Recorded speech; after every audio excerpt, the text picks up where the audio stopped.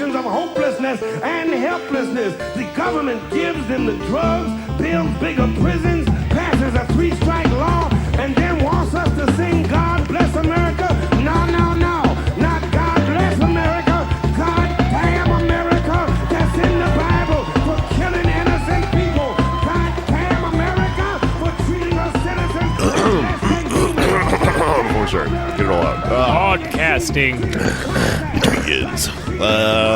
Hello, motherfuckers, and welcome to Pod Damn America, the Gothic Socialist podcast for the stupid children. Today, I'm Jake Flores. Today, I'm Jake Flores. I've never introed this podcast right. And hello, and Anders Lee is here. Anders Lee here. Good day. Come on.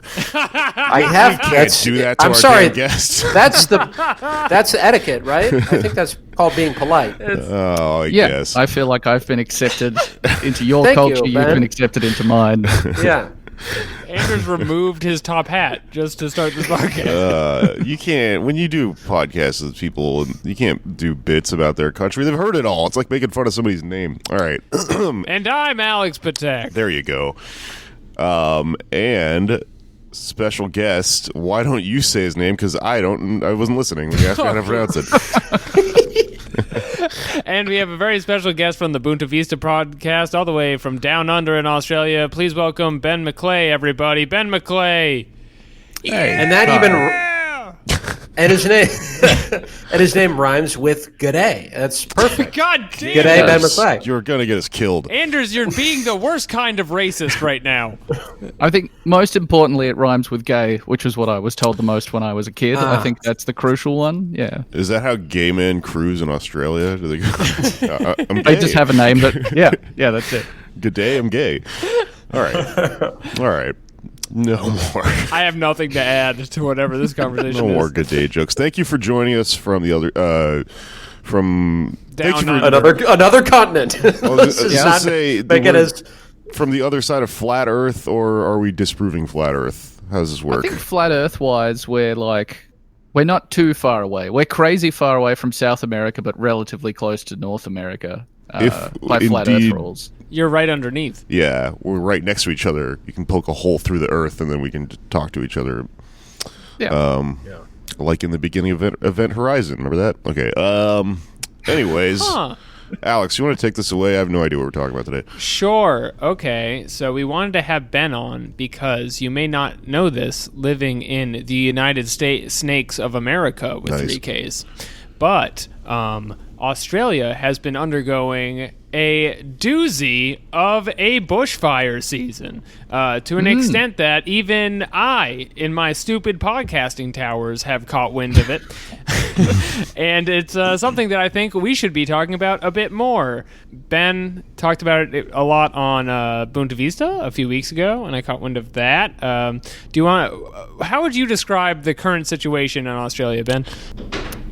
Grim, probably, first and foremost. If you look up the pictures, the sky is like a Devil May Cry color. It definitely looks like the Vegas part of Blade Runner 2049, pretty much everywhere except where I am, which is quite nice. I'm relatively well insulated from it at the moment, but the fire season has been going for 4 months now. So we got some at the start. Everyone else is getting their ass kicked now. But this country is usually on fire at this time of the year, so it's not entirely surprising. What makes this particularly bad is just everywhere being on fire at the same time. We've burnt something like 17 million hectares so far, which is the equivalent of the size of, I don't know, I did actually look up a list of countries to see where we're at, which has become the national pastime to be which country's size worth of fire impact have we had? I think we're at Tunisia at the moment. Damn, this is a real geography challenge. Yeah, most of the countries don't sound very impressive yet. I'm waiting until we get to one of the big European ones, and then I think we're in business. Who's number one? In country size? Yeah, what do you mean? Well, with the fire situation. Biggest fire ever record? New South Wales has had the most damage done to them. They've been really fucked Okay. up. And they're still burning at the moment, as is Victoria, as is parts of Northern Territory. I think there are even still some parts of Queensland on fire. Most of our states are either currently on fire or have recently been on fire. They have this nice map that they'll show you if you go on BBC or something, if you're just mildly curious, to be like, here's a nice little cartoon cutout of Australia, and the red is fire, and the whole thing is red, and you're just like, oh, that can't be right. It's a great feeling. And it changes basically every day because intensely burning fires are almost entirely weather dependent more than any other factor. So if the wind changes, your fire will just completely move where the wind is going. And that is one of the downsides of fire. One of the downsides. One of many. First of all, too hot. But I guess the only question I have about this to start this off is you said there's usually a bushfire season. Around how much fire are you normally expecting to see? And is there any kind of containment that usually happens? Yeah, so usually the fire is sort of like a thing you see in the distance and you go, huh, there it is again. Oh, there's the fire. Out on the outskirts of town, or it'll be out in regional areas, and it'll be contained by generally volunteer firefighting crews or by national parks departments. And that sort of containment generally happens either in advance. We do these things called hazard reduction burns, where you go through and you clear out sections of the country that you know are going to get on fire. So you light them on fire first so that the fire can't get to them. How do you get that job? That sounds fun as shit. Weirdly enough, it ends up with a pretty high concentration of arsonists because of, obviously, the... people love that. There's a job listing that's like, do you like to set shit on fire? Would you like this flamethrower? It's almost entirely podcasters. It's very poorly run. A bunch of 14-year-olds.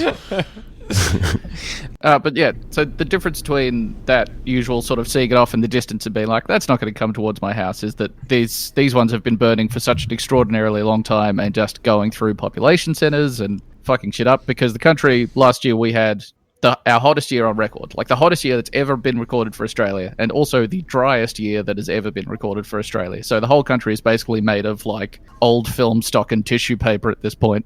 You put a match near anything and it'll just light the fuck up. Wasn't it 115 somewhere? I guess Fahrenheit. You're probably not used Fahrenheit.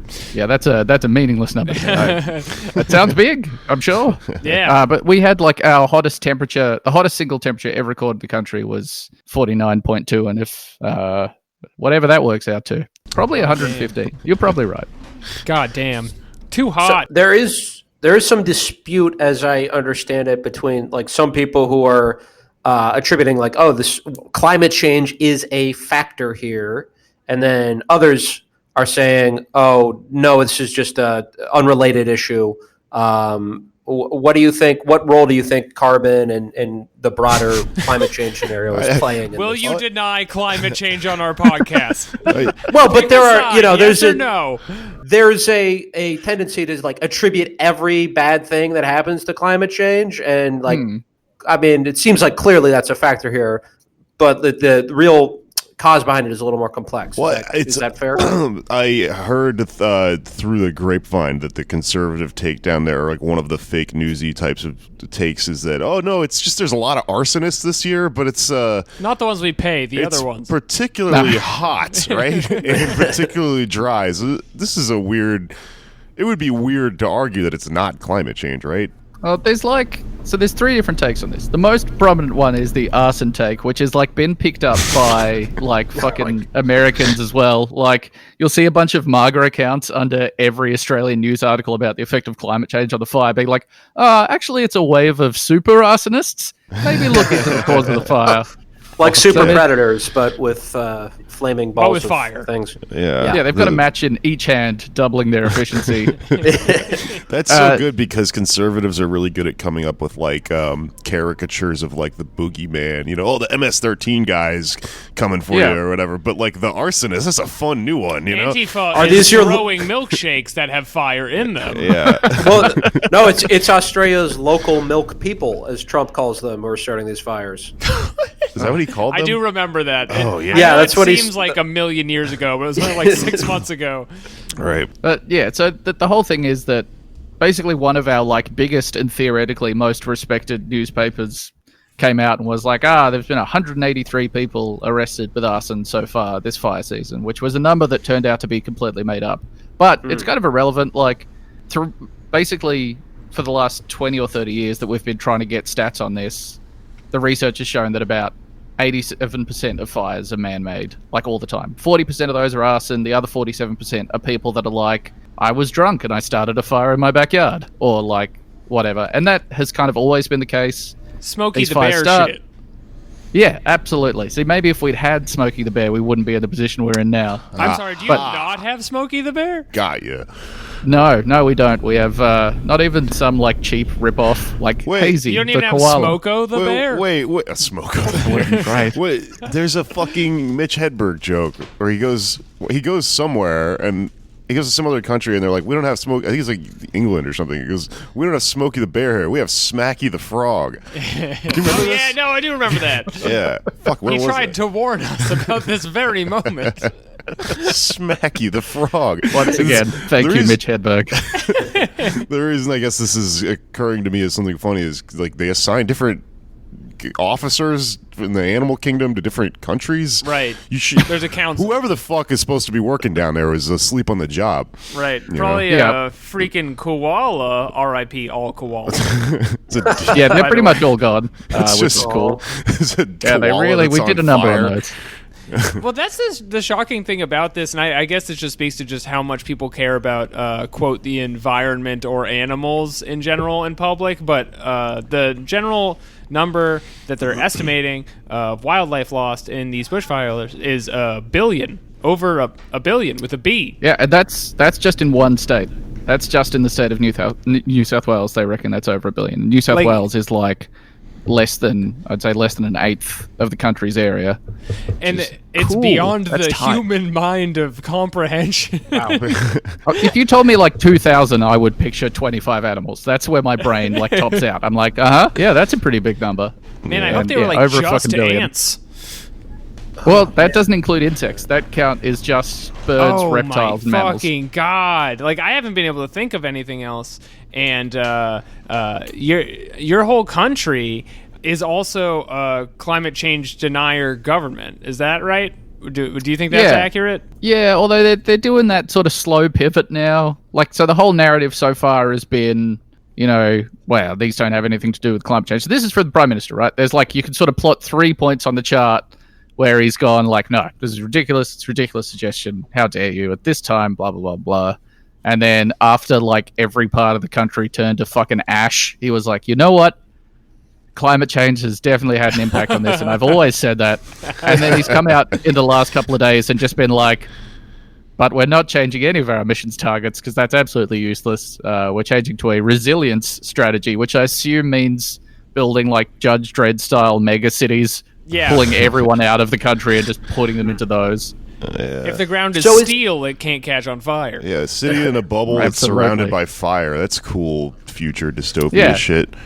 It's going to be great. Really looking forward to that. So just to clarify, is your contention then that yes, most of these fires do start via clumsiness or no goodnickism, but the reason they spread is because of dryness, aridness that are things that are brought on by climate change? 100%. Yeah. So Okay. the ignition sources have always been mostly man-made. That's kind of how this country's worked. A lot of it's like dry lightning strikes and stuff will generally start them, but the ignition sources are kind of irrelevant. Fires start here all the time. What's made this difference is how they've spread, how they've managed to sustain themselves, the level to which the fires have built up as well. And what's changed that is part of it is because we're in a drought currently, and those are natural cycles. This country goes in and out of drought all the time because it's a hell world that no one was meant to live in. But the cycles and intensities of those droughts have been affected by climate change. We're also being heavily affected by this other weather system called the Indian Ocean Dipole, which is another cycle of like water temperature, surface ocean temperatures lowering and raising. That's getting more intense thanks to climate change.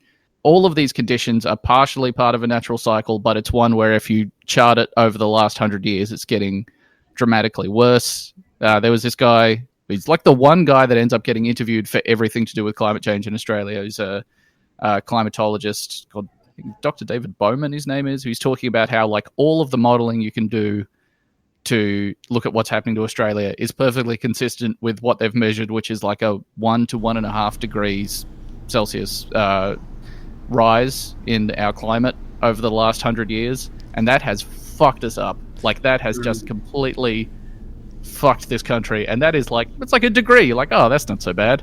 It's real bad. I mean, we're aiming for 4 still, so. Cool. Oh boy. Also, when all those trees catch on fire, that adds to it. So Yep, that's good to think that'll about. certainly do it. Oh, yeah. And it You ever think also, about that? like, in addition to the carbon release from the fires, which is super cool, trees absolutely, they do an amazing job of, say, keeping ground temperatures cool, of trapping moisture in as well. So we're creating hotter and drier conditions the more trees burn. It's a nice little feedback loop that I'm sure will result in my house burning. It's just down. good. And when you get the Justin Trudeau line of "we'll plant 1 billion trees," that's the tweet. It's not going to help when they're all on fire. I don't know. It's a bummer. Yeah. There's one story here that I have been completely unable to remove my mind from since I read it, and I know because I tweeted about it all week, and every single one of them bombed. No one gives a shit about this, but New York Post article. And you can tell me if this is exaggerated or this is actually happening, but the title is "Australia will have snipers and helicopters shoot thousands of camels to conserve water." Fuck yeah. That rules so So hard. the climate change reaction is to fucking dome a camel from 1,000 meters away This is with a from- 50 caliber rifle. This is this. They do keep water in those humps. That's true. No one is arguing that, I've seen Anders. Popeye before. I know that happens. This is the same job fair as the arson. It's right next to the arson tent. Camel sniper from a helicopter. I hate that that's a well, job.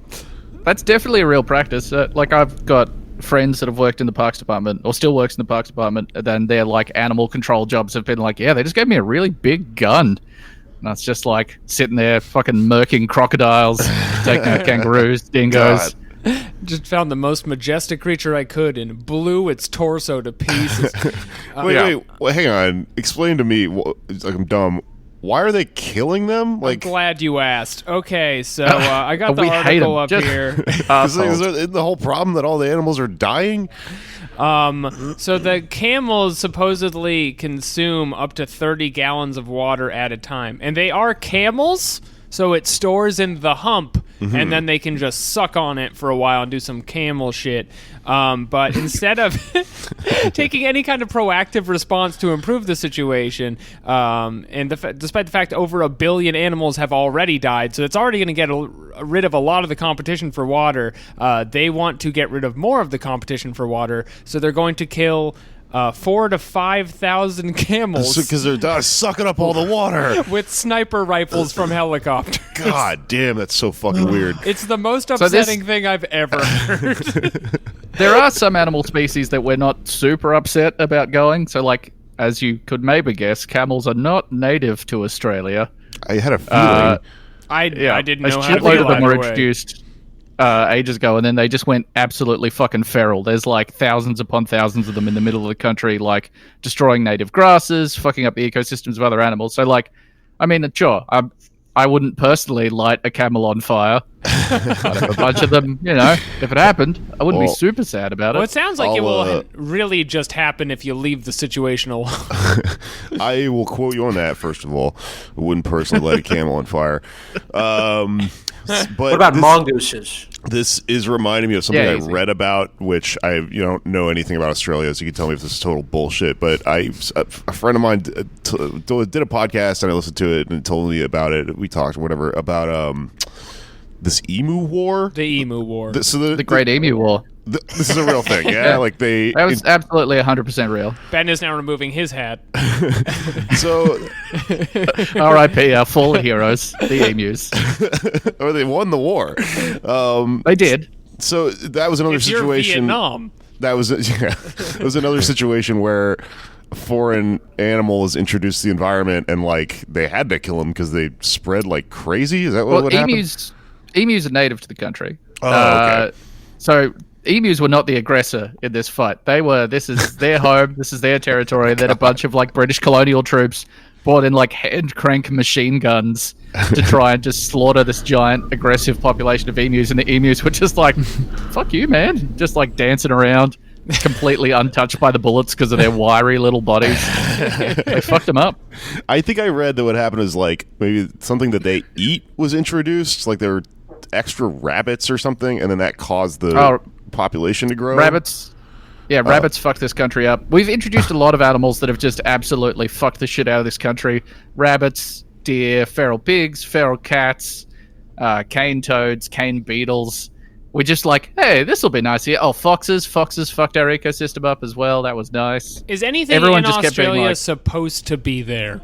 No. And the last of all people, definitely not. No one is meant to be here. The most dangerous foreign introduced animal of all people. I've got an article about this fucking emu war up, and there's a quote in it. It's the funniest thing ever to me from a veteran of the emu war who said, "There's only one way to kill an emu: shoot him through the back of the head when his mouth is closed. That's how hard it is." Wow. This is unrelated to. And the head is so skinny too, because they have that It's a very small head. they have that Dilbert ass head. Yeah, it's got to be wild out there. You got to get just right up next to these motherfuckers. And take them down. Absolutely wild. Got a Hitman style, just back of the head, fucking silence, execute pistol. the birds. That combined with the sniper helicopter, camel thing, it's just goddamn, dude. It's a Turok country. I don't think you guys are supposed to be down there. I think it belongs to the animals. No, and I think that's the lesson that we're learning. Like, one of the biggest problems we've had with the fire is, like, it gets harder and harder to do these hazard reduction burns because as Australia grows, we grow more and more outside of the cities into places we were just never meant to have big urban populations. So, you end up in this situation where you're like, okay, cool, you're in a fire corridor now, and we can do nothing about it because your house is there now. Right. Good luck. That Like seems like I was what at- Los Angeles is. Yeah. Yeah, for like a number of reasons. Let's go to the place where there's no water and fires rush through all the time. It'll be fine. It'll be great. Let's build one of the biggest fucking cities in the world. In California, they do the same thing where they spin the statistics. Go, well, it's man-made, but a fire obviously is usually going to be sparked by something that happened from a human. But the fact that the environment exists where the fire can spread is proof of the climate change, right? That's Yeah. So But obviously, that's definitely the deceptive. thing now, is people doing the like galaxy brain genius take of being like, how did the climate start a fire? And they think that's like the end of the conversation. Like, oh, good point. Ooh. It's You got fascinating 'em. to me what ways MAGA people and conservative media will just bend reality to make their thing true. It's very powerful. Yeah. I guess my question to you right now, because the fires have been going for so long and they've been so unprecedentedly huge for a few weeks. What is the general public reaction to this? Like, I saw Scott Morrison, the PM, has taken a 9 to 10% hit in his approval rating in just the last few weeks because he was on vacation for most of the fire. Yep, he definitely. There's I would say that the mood in the country is just like depression at this point. Like, fucking everyone's exhausted by this. It's been going on for so long. So many of the major cities have just been blanketed in thick toxic smoke where going outside looks fucking disgusting because everything's a sickly yellow, but also you can't breathe. So even in major cities, which are generally super insulated from this, everyone is just like, holy fuck, this is the end times. And the Prime Minister's response was he went to Hawaii with his family and then was like, well, that's not such a big deal. And then 2 volunteer firefighters were killed when a tree dropped on top of their truck and crushed them. And he was like, oh shit, maybe it is time to come back. And then when he came back, he acted like a complete fucking alien to every single person that he went to visit in bushfire affected areas. There were 2 videos in 2 days of him going up to someone who had just had their fucking house burnt down, trying to shake their hand. And then when they refused, he just grabbed their hand, forcefully took it and shook it. The man is just a fucking empty shell of a person. And people are just like, oh man, this kind of sucks. Look, I know you're upset right now, but don't leave me hanging. Don't It's leave me just hanging. so I'm weird. right here. That's he was doing some quick fucking calculations in his brain to be like, what looks worse, going for a creepy hand grab or having a handshake refused? And he just erred on the side of just being some weird gropey guy. Dude, he's terrified of the photo op where his hand is reaching, but the other guy is frowning. That's the worst thing that could happen to you as a politician, stuck other in than his head. being caught midway through eating something, like the Ed Miliband fucking sandwich photo. You don't want that. Yeah. I guess I'm sorry, but I guess the only follow-up thing is there's been no pushback. There's been no like, okay, we have certain demands of these reforms on a federal level because it's a state of emergency. Nothing like that. Yeah, I mean, there's been like a much more vocal push for getting our shitty conservative government to acknowledge that the impact of this has been climate change, which has kind of actually worked. But most of the political response to this has been just a real like knee-jerk sort of, well, we should get rid of the prime minister and that will solve all of our problems, which is the same as like, you know, you impeach Trump, you end up with Mike Pence, and you're like, oh, great, where are we? Now we have someone whose IQ is higher than 80. Fantastic. We are very familiar with that phenomenon, my friends. Yeah, we impeached him and he's gone now. Is there a chance this will escalate in terms of riots, demonstrations, any like street movement happening? I mean, we're getting shitloads of turnout for local protests, which is particularly surprising considering that like every doctor alive in any of the major cities right now is like, hey, don't go outside and do anything strenuous. So well done to the people that are doing it. Fuck yeah. Leaving the house. We just had like yesterday, we're doing the Australian Open. I don't fucking follow tennis, but like 3 of the competitors in the tennis all bowed out halfway through the competition because they couldn't fucking breathe. I saw that. They were like bent over having coughing fits and shit. And I saw a clip of it online, and everybody in the comments seemed to kind of agree on one thing, which is just, hey, why are you having this right now? Yeah. We had shit where like our fucking dead shit PM, like his first response to it before the one where he's like, oh, maybe it is climate change and maybe this is unprecedented, was like, oh, you know, we've always had fire and bloody, why don't you just bloody watch the cricket? That was like straight up what he said. He was just like, oh, you know, if we all just watch the cricket, that'll lift our spirits. And then we had cricket games where people got sick because of the air quality. And we also had cricket games where the fire was visible in the cricket footage. Oh, that fucking rules. Don't you go outside into the fire and bring your bat. What a crazy thing for someone to say. It's insane. Just the watch man, the like, cricket. His whole life, he's worked as a in marketing, which is maybe one of the biggest red flags you can have about a person. His whole brain is geared around trying to sell these stupid little narratives that he comes up with that are based on absolutely nothing. His whole thing, his whole prime ministership has been about pretending to be just like, oh, I'm just a regular bloody dad. I'm just a dad and I love dad stuff. And he's this weird fucking super rich guy who's like, he wears bad hats. And he reckons that's how he's like connecting with the middle of the country. He wears big board shorts occasionally, and he's like, "Yeah, I'm a regular bloke. I'm just a regular bloody guy." It fucking sucks. It's a real piece of shit. I'm all of your dad. Yeah, that's it. That's his whole thing. You have to like and me. he does it by ineptness. Like his whole thing is a kind of aw shucks performance. Like when he came back from Hawaii, he was like, "Oh, you know, I know you just want me there for moral support because you know I don't lead operations and I can't use a fire hose or whatever." And we're like, man, stop. You're the prime minister. You actually have some responsibilities here. It's not about being like, oh, I don't know how I can help. I'm just the head of the country. No one is asking you to use a fire hose. Use your army of people with fire hoses. Yeah, although I think this is like about? some personal feelings of inadequacy he has because one of our former prime ministers, one of the like 7 we've had in the last 4 years, is a volunteer firefighter, and so there's constantly photos of him like using a hose. This is just like him being, it's eating away at his brain. I thought you were going to talk about the guy who went out to sea and disappeared. Oh, he was probably our greatest prime minister. He really did what everyone wanted him to do, was just fucking disappear. Imagine if that happened to a U.S. president. That's the funniest thing I've ever heard. Who would that be? I could see that happening to Bill Clinton. Bill Clinton? I feel like America would probably keep the search up for longer. I reckon we were like 3 days of just like, nah, I can't see him. He's awkward, all right. man. Well, now. As in Bill Clinton would end up at an island, a particular island. Yeah, small island, no American jurisdiction. If Bill Clinton, quote, disappeared in the ocean, I feel like he would have just, that's just parentheses for the sex crimes came back and got him. It would be funny if he Bill Clinton got like Outcast style crash landed, and then he had the volleyball and everything, and he made a raft, and then it just washed up on Little St. James Island, and it's like I have to now, you know. It's the scene. Let it run. It's the scene from that movie with the volleyball, but instead of like yelling for it, he's just fucking the volleyball.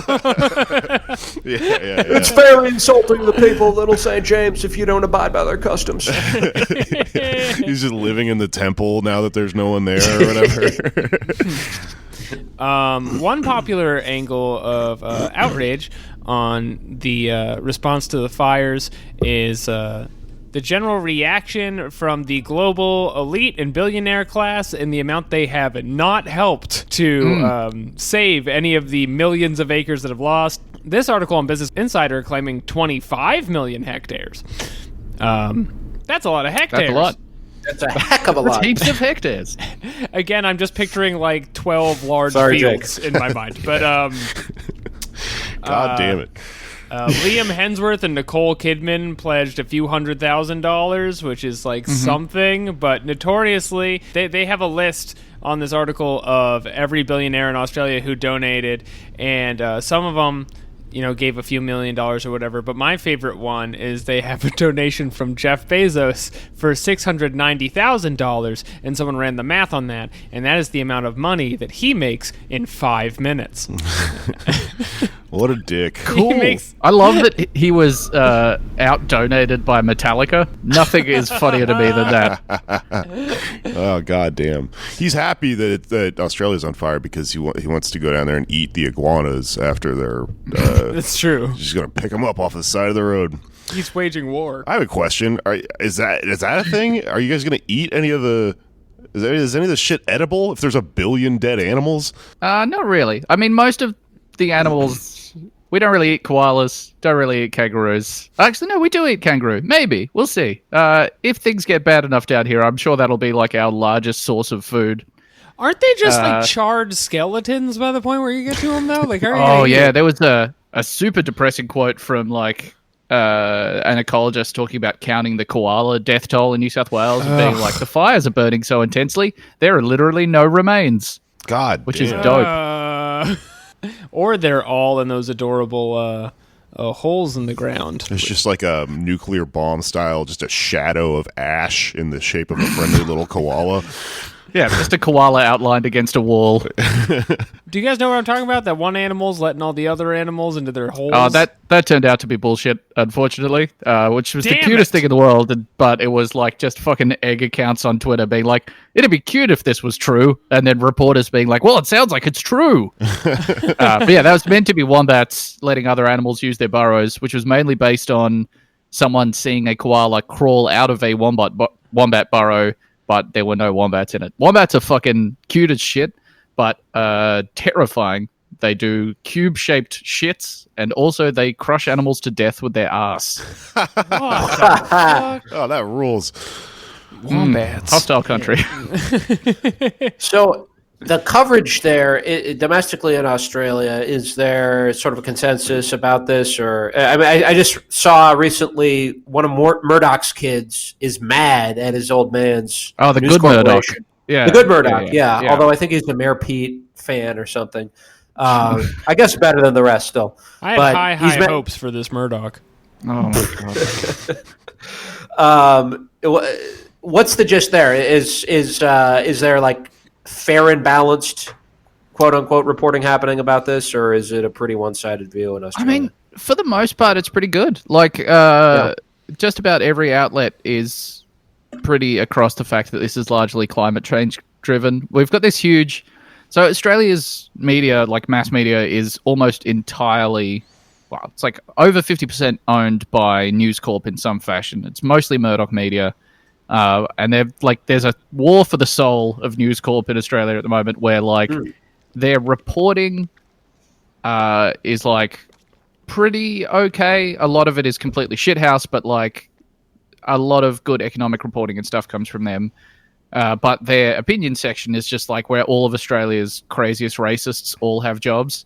So during the fires, their fire coverage has been relatively good. They were the ones that put out the fake figure about arson in the country, which was largely driven by wanting to be contrarian to what the consensus was. But at the same time, the editors, the editorial board in charge of the largest papers, are all sort of putting out these super defensive articles about how actually they're reporting on climate change. They've always acknowledged it, blah, blah, blah, blah. There's New York Times actually did a big piece on News Corp's sort of role in talking about the fire here. But it's a weird one where these people that work in the editorial side are like, no, we're doing a great job, while at the same time their stuff's getting printed next to like, oh, if climate change is real, how come it's cold in the northern hemisphere? I'm going to fucking kill myself. This is insane. How am I eating this snow cone on the floor of Parliament? How are we still talking about this? Australia's most well-read columnist. Well, that's his own claim, but he's like one of the major columnists in one of the major News Corp papers. He literally did an article a week ago that was like, oh, you think climate change is real? Then how come Australia is on fire and Canada is having a month early snowstorm season? Oh, I'm going to fucking murder you. Fantastic. I'm going to find where you live and I'm going to tear you in half. Cool. This kind of got buried in the news, but in DC, I live in DC, it's been in the 70s this weekend. Today it's a little cooler, but it's still 50s, 60s, 70s. It was I just saw a picture from 2 days ago that you had the first snow of the season, right? I saw that. God, it's what do you do? The White House, I think they timed this. They must have timed it to come out yesterday or something.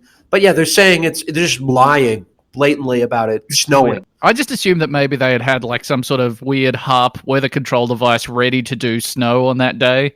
So they'd scheduled the snow machine, they'd scheduled the tweet, and then something went wrong with HARP and they, had to turn all that off. So probably, and they just didn't think to. Yeah, they forgot to unschedule the tweet. Or they just wanted people to talk about that instead of, something else shitty Trump is doing. It's just such a coin flip whether it's 4D chess or just fucking ineptitude every time.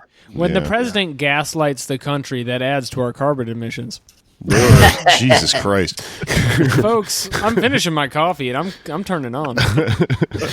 I don't know. Where should we take this conversation? Is there any chance you guys get rid of Morrison? Is there any emergency measures that might prop up? I mean, well, so the thing about how the Australian parliamentary system works is that the Prime Minister is not an elected position. So he's an elected MP, but that's chosen within the party. So you can get rid of the PM anytime you want, as long as the party gets rid of him. So we had the last couple of years, the parties have just been dumping their prime ministers the moment they drop below a certain amount in the opinion polls.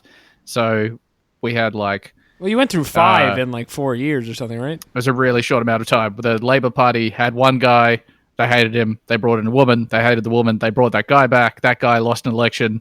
Then the Conservative Party brought in another guy, they started tanking the polls, they brought in another guy. And then we brought in another guy because they started to hate that guy because he was actually okay-ish on climate change. That's when Scott Morrison said, "Who wants to fucking grill?" Yeah, basically. Yeah. And Scott Morrison kind of ended up in there by mistake because the whole coup against the last prime minister was led by a completely different man who it turns out was 1 vote short of getting the majority he needed to end up as prime minister. So now we're stuck with this fucking guy.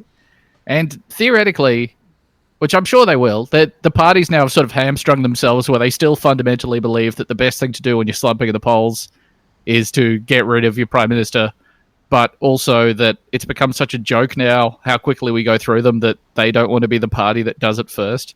So the Labor Party just got theirs out of their system when they lost the last election. They got rid of Bill Shorten. It was just sort of a wet patch of nothing and brought in another shitty idiot.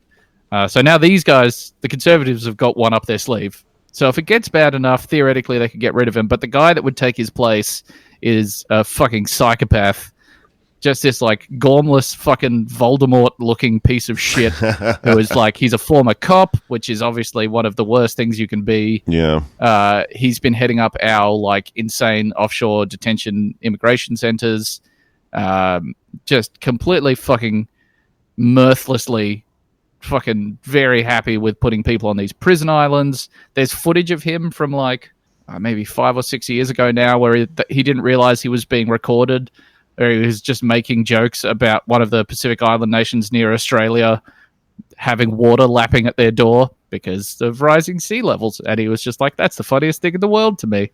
So if we get rid of Scott Morrison, we're getting someone who is probably politically more canny and also just far more willing to do pretty awful things. So fingers crossed it doesn't happen, but it could. I mean, they're dropping in the polls now. I mean, I'm sure they'd wait a little while, but yeah, there's nothing to stop it from happening. It's just kind of not going to help anyone if it does. It's so rare I feel good about America's political situation that I do kind of want to take a moment and just like relish in this a little bit. Yeah. Ours is pretty fucked. Our, like, I mean, we've got the same problems in a lot of ways. The Labour Party is just this super centre-left party that at the moment is attempting to regain heartland votes by just being the shittiest, most watered-down version of a Labour Party that you can. Fantastic. Oh, so yeah. super, like, That they're works. boosting coal at the moment because they're just terrified of losing votes because of alienating people that work in things like the mining industry and whatever. So just before these fires started, they were like, well, should we really destroy Australia's beautiful, rare relationship with coal? Is coal so bad? And then we had all these fires, and they were just like, just don't look at us for 6 months. Just look at the government. Look at those guys. The Australian Green Party has been described to me as backpack Greens. What does that term mean anything to you, and what does that mean? What is backpack? I have no idea what that means. That's what I mean, someone described them. They like really nerdy hip hop. Yeah, they're like Kanye greens. Yeah. Pink polo. That's That's shirt. what I was racist told. and It's crazy. sort of, I guess, sort of like our Green Party is being, sort of an elite, alternative lifestyle niche of political activity that doesn't necessarily resonate. Is that fair to say about the Green Party, or is there? What's your? Our Greens are surprisingly good. Okay. There's a demographic within Greens voters that are fucking insane, where they're like socially conservative, extremely wealthy, and just don't like it when trees near their house are cut down. But by and large, the Greens are pretty good. The Greens politicians we have are like the only people that have taken good stands on things like, we've had a lot of issues with weird surveillance state problems in this country, where there's been political consensus from Labor and the government where they've been like, yeah, we should just be able to sort of hack into anyone's computer, look at their phone records or whatever. It doesn't really matter. And the Greens are the only ones being like, that seems kind of fucked up, actually. I object to our surveillance rue program. Yeah, we don't need to strap a handy cam to the head of every kangaroo and give them the keys to everyone's house. It's completely unnecessary. They have so many places their to climate put it. stuff. The Greens' climate stuff is obviously amazing because that's their whole thing. They've always been Right, like, it should we be. need to go about our emissions, blah, blah, blah. Yeah, which, I mean, was like, in the 80s, everyone was like, what a fun thing to be focused on. What a frivolous, trivial issue. And now that the whole country is burning down, we're like, oh, wait a second. I might have been onto something there, actually. And they're also, for the most part, big-time socialists, which is real nice. That's good. Okay. Yeah, a lot of our best, and in fact, maybe only good politicians are in the Greens. But they are a minority party. They've got a handful of seats in the Senate. Don't think they have any seats in the lower house. Or maybe we do. I don't know. Is Australia's that could be system entirely like wrong. America's in that if you're not in one of the two parties, you essentially are a completely marginalized voice with no chance at power? Yeah, except the way that ours has worked, we have almost, like, frequently for the last couple of elections, we've ended up with a parliament where the margins are very slim, and the Greens have ended up sort of holding well, not the Greens, but all of the independent parties have ended up holding the balance of power. So while they don't, they can't just submit a bill and get it on their own numbers, they do have the power to be like, hey, you need my vote to get this through. What are you going to do for me? Or like, I want you to change it this way or whatever. So they get a fair bit of influence that way, but I mean, they're not able to craft legislation from whole cloth or whatever, which is frustrating because it would be nice if they did. the NPC in a Zelda game strategy of if you want my jar, you'll have to do my quest. 100%, yeah. They set you to find 8 precious stones, and then when you come back, they'll vote for your, fucking road rule bill or whatever.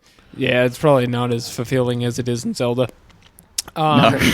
I don't know. It's just weird if you think about it, because if you knew nothing about politics and you knew that the age we live in is just going to be entirely defined by terrifying environmental crises every 2 months, you would think that all of the political parties based around that as their whole theme would have more going on for them.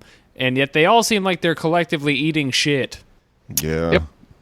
I mean, this theoretically, and I'm no political mastermind, but if Labor had just come out and be like, hey, look where we are, this fucking sucks, this is what we've said we'd do all along, this is an actual way to address what's happening, they might have done great, but they're so terrified about alienating, Instead of the coal going for industry the that they're just like, pro-coal vote. yeah, that's all that they're doing right now. It is genuinely fucking terrifying, but this is just such a classic sort of Australian Labor has never known the right thing to have a strong opinion on, and for the last 5 or 6 years, they've just been like lying on the floor hoping no one sees them. It's been great. How much of that is sort of the aftershock of it was Labor, right, who had the prime minister who got removed by the Queen for being too rock and roll? Did that happen? Yeah. He was what's that fucking What does movie that where mean? Such Anders King Ralph? It was a King Ralph situation. They were in these stately ballrooms playing rock and roll songs on the harpsichord, and then they got taken out. Yeah, no, this was Patrick told us about this in on one of our episodes a while back. But there was a guy who was a socialist, right, and then he was removed by the Australian monarchy or the British. Yeah, so the Governor same. General is the representative of the Queen. The was realm just of like, the hey, Commonwealth. peace I out. looked it up earlier. I knew this would come up. But To make sure we didn't have our own Queen separate to the British one.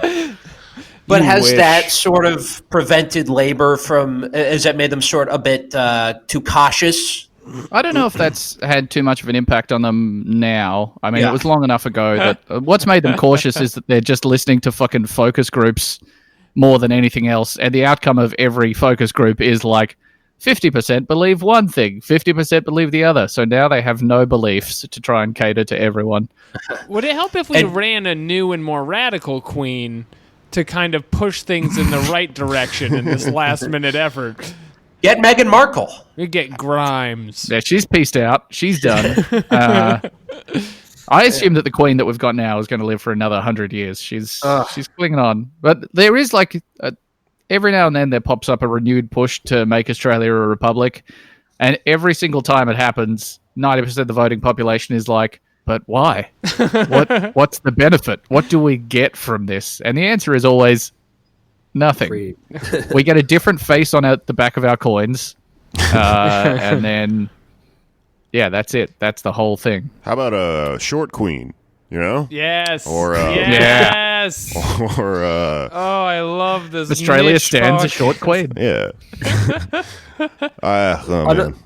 Well, another thing I've heard is that the voting turnout is it's almost compulsory, right? Voting in It's Australia. very literally compulsory. Yeah, you theoretically get a big ass fine if you don't vote. Although when I was a young apathetic man, I didn't vote a bunch of times and I never got the fine. You don't So, vote, a nice. kangaroo shows up to your Take door that, and cops. sets you on fire. Right. Yeah, Which is So, yeah, something this the is Greens right are to do it. against. Obviously, like a vast majority of the population is voting. Does that hurt or is that help the left, do you think? I mean, it's a tough one. I think it's probably better for everyone in the long run. You don't get these demographic specific voter suppression style things. And, you look at fucking voter suppression in the States where it's always either black communities, minority groups, or whatever, people that are going to be more inclined to vote for the left are the ones that tend to be told like, hey, you need 250 points of ID if you're going to vote here. So there's none of that here. Like if you turn up and you don't have any ID on you, you don't have anything. It's not even the polling station for your electorate. You can just rock up. We have a thing called, I think it might just be called the right to vote. It's something, but there is a thing where you could just say, hey, this is my name. This is where I live. I would like to vote. I'm going to write this on a piece of paper. Here you go. Like they have to let you vote basically no matter what. Is there ever voter fraud because of that? No. And I mean, that's like such a, like basically no one uses that. Most people just rock up and you say, hey, this is my last name. And they go, oh, yeah, there you are. And then they put it down. fair. And by rock up, you mean walk up? No, I mean rock up. I mean, there's He meant people sort of rock banging up. their heads, jiving down. Okay. You know the cool. thing the Queen yeah. opposes? Wait, sorry. What does rock up mean? What is happening? No. Is that not a common expression everywhere? Just to, like No, rock no. up somewhere, to turn Wait, up somewhere. Do you know what it means? Oh, wow. He just means We like have mosey rockabye in baby. there. Just rock up. I've never heard this. Rock up and rock out. I'm learning stuff about other places, Alex. Rock and roll. What a beautiful, vibrant culture we have. It's cool. I like it. I'm gonna rock The up. other thing, we got preferential voting as well, which I don't know what you guys call that, when it's a numbered ballot, right? So, Great choice. Yeah. yeah, Oh. right. You mean the and voting that, block glow up? Shut up. which obviously that helps with a bunch of shit where, like, you know, you can't just split the vote and then have some freak third party come in or whatever. Like, you go all of the ones counted, and then if someone's won by the ones, then you go down to the second, blah blah blah. Like, it all filters through, so you can, like, there's no way to spectacularly fuck up the vote by accident. It's a pretty, like, consistent thing, which is nice. But then, yeah, we end up in this sort of bland malaise of either centre conservatism or slightly left of centre conservatism, which is why Australian politics are, like, not particularly extreme in any way. Right. It's just very middling. Cool. But then it's not like the Dems are proposing fucking anything particularly crazy on the left, at least not most of them. If ever we needed a dictatorship of the proletariat, it's now in Australia. Look, fingers crossed it happens. Who knows? Yeah. I mean, we don't have a lot of time left. Everyone grabs a musket, goes into the town square, topples a statue, and then we start shutting down coal-fired power plants. That's the dream. That's the dream, baby. All right. Do we have anything else to cover? I don't have any questions. We are about an hour, so we can probably round this I out prepared here. this episode. Fantastic. All right. Ben, thank you again for coming on. It has been an honor and privilege to hear about the torrid state of affairs down under. Where can people find you?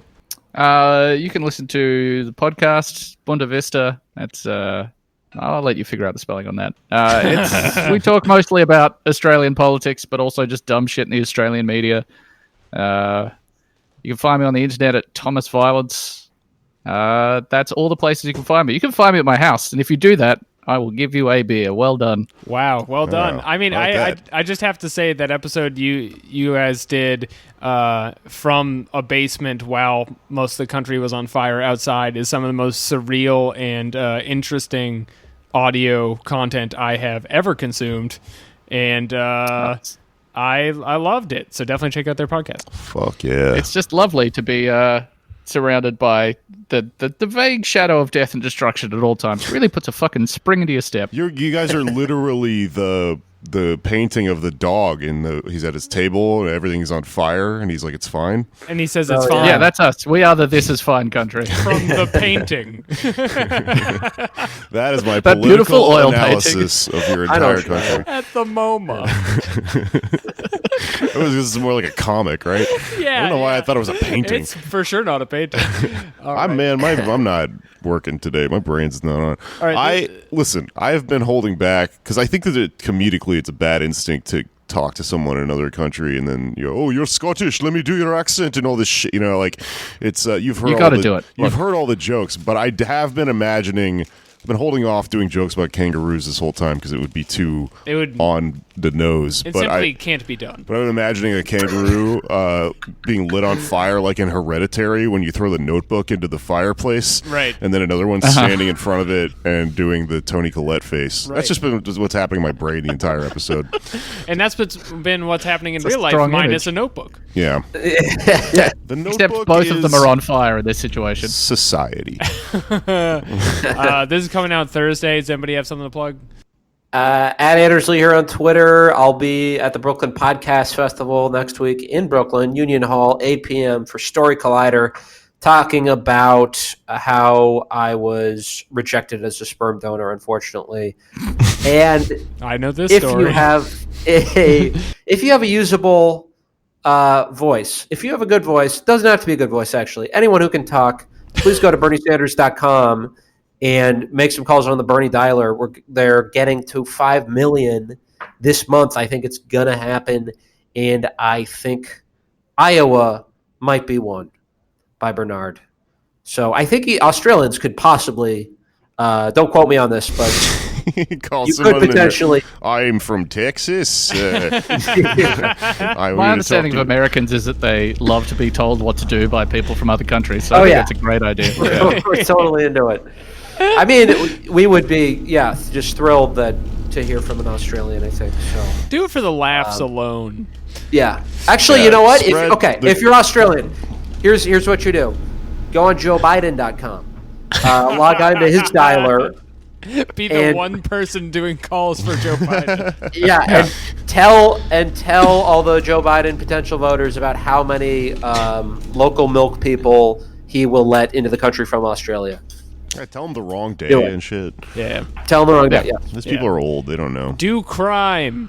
Follow me on anyways. Twitter at Patak Jokes. Listen to my other podcast, Ballin' Out Super, for all of the coverage of anime shows in this dark, dark hell time.